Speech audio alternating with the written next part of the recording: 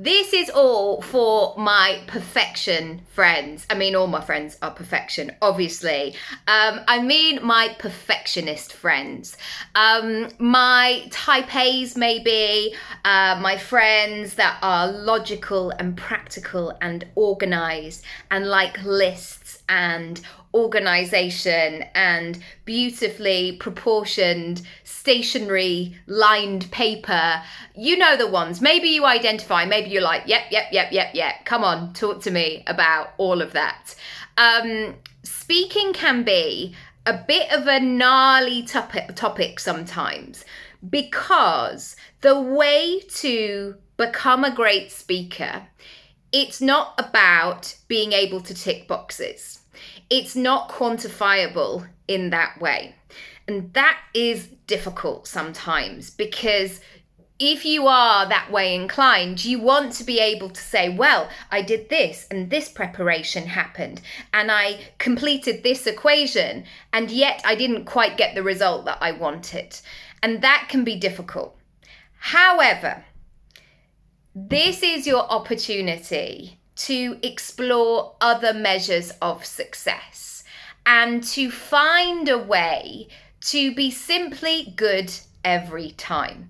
Now, Matty and I always joke about this whenever we go for jobs or meetings or castings or pitches or whatever it might be.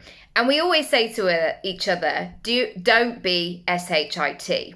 Meaning, if you just show up as yourself, being good, being prepared, and not getting stuck in that perfectionism, then you're bound to set yourself up for success. Because there's sometimes where you go into situations where it's like, I've done everything I can.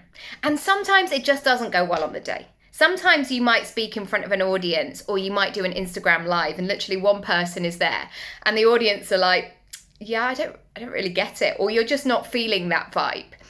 The only thing that you need to focus on is that ease and flow in which you present. Here's a great example. The Lilo. When you might go on your summer holidays or any kind of holidays, you might be a Christmas getaway to the Caribbean kind of person. If you are, I admire you greatly. I want to beat you. You might get a Lilo. Like, you might be like, oh, I love a Lilo. I remember I had a Lilo last year. And you get on this Lilo, and the first day of the holiday, I mean, it's a logistical nightmare. You can't quite get the knack. You're doing this thing, and then the thing's coming up, and then you fall off it, and then you slide, and then you drop your sunglasses in the water, because actually you were hoping that you were going to look a bit like Elle Macpherson, effortless, bronzed, glorious, and you don't. That first couple of days, it's finding a way through it.